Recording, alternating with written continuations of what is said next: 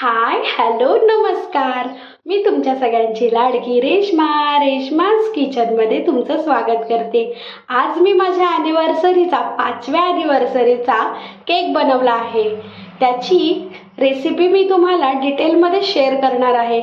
इथे मी वरचं frosting, creaming आणि डेकोरेशन कसं केलं आहे हे या व्हिडिओमध्ये दाखवणार आहे. आणि एक व्हिडिओ अजून पोस्ट करेन, त्याच्यामध्ये ह्या केकचा बेस कसा बनवला आहे ते दाखवेन. इथे मी ट्रोपोलाइटची क्रीम घेऊन ती चांगली स्टिफ होईपर्यंत फेटून घेतलेली आहे. माझ्याकडे हँड बीटर आहे इलेक्ट्रिकवाला, मी त्यानेच बीट केलेला आहे. इलेक्ट्रिक बीटरच्या साहाय्याने क्रीम खूप चांगली बीट होते. आणि इथे मी एक स्ट्रॉबेरीचा जाम सुद्धा बनवला आहे, कारण मी आज केक स्ट्रॉबेरी फ्लेवरचा बनवणार आहे. त्याच्यासाठी मी स्ट्रॉबेऱ्या घेतल्या होत्या, त्या स्वच्छ धुवून त्याच्यानंतर त्यांना बारीक कापलं. त्याच्यानंतर नॉनस्टिक पॅनमध्ये, सॉसपॅनमध्ये ह्या स्ट्रॉबेऱ्यांसोबत 1 कप इतकी साखर घालून स्ट्रॉबेऱ्या आणि साखर आणि थोडंसं मीठ चांगलं एकत्रित शिजवून घेतलं. मग माझा स्ट्रॉबेरी जाम किंवा स्ट्रॉबेरी स्प्रेड तयार झाला.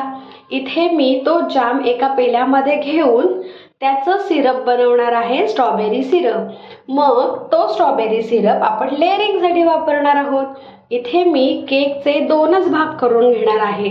एकदम जास्त क्रीम पण चांगली लागत नाही, म्हणून मी आता 2 लेअर करून घेतलेले आहेत. मग आता आपण आधी बेसला क्रीम लावून घेऊ, म्हणजे केक चांगला चिटकेल. आता त्याच्यावर केक ठेवल्यानंतर मी स्ट्रॉबेरीचं सिरप घालून घेणार आहे त्याच्यावर, आणि मग त्याच्यावर क्रीम लावून घेणार आहे. आणि असंच करून पूर्ण केक क्रीमने क्रम्बल कोट करून घेणार आहे. आता बघा मी कसं क्रम्बल कोट करते केकला.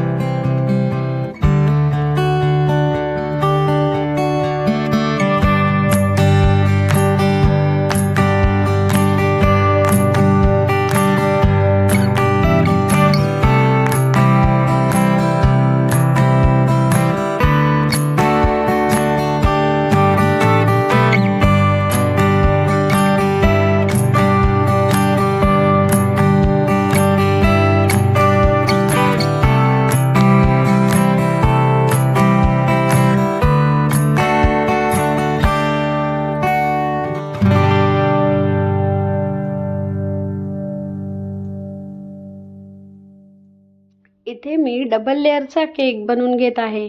त्याच्यासाठी वरचा छोटा लेअरसाठी एवढा मोठा पुठ्ठा मी वापरू शकत नाही.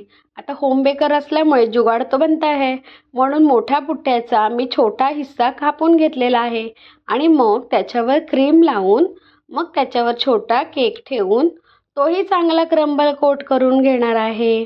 आणि मग हे क्रम्बल कोटिंग झालं की मी पुढचं डेकोरेशन कसं केलं ते बघूया. त्याच्यासाठी मी अजून एकदा क्रीम फेटून घेतली. क्रीम फेटताना मी त्याच्यामध्ये जो आपण स्ट्रॉबेरी जाम केला होता तो त्याच्यामध्ये ॲड केला. तो स्ट्रॉबेरी जाम त्याच्यामध्ये ॲड केल्यामुळे त्या क्रीमला पिंक कलर आला आणि त्याचबरोबर स्ट्रॉबेरीचे क्रंच आणि फ्लेवरही त्याच्यामध्ये ॲड झाला. आता आपण पुढची लेयरिंग आणि क्रीमिंग कशी केली ती बघूया.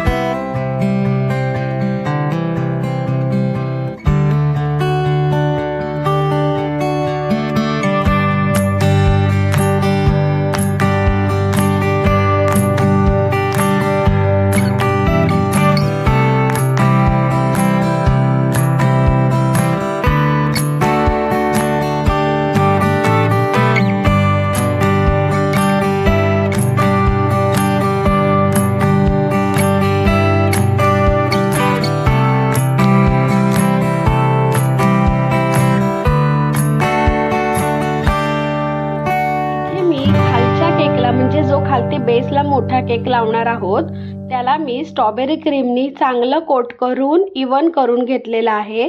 त्याच्यानंतर जो वरचा बेस लावणार आहोत आपण डबल लेअरमध्ये, त्याला मी स्ट्रॉबेरी क्रीमनी एंड स्टार असं जे नोझल असतं स्टार नोझल त्यांनी चांगले त्याच्यावर रोज काढून घेणार आहेत आणि ह्याच नोझलने पूर्ण रोज काढून हा केक मी कवर करून घेणार आहे.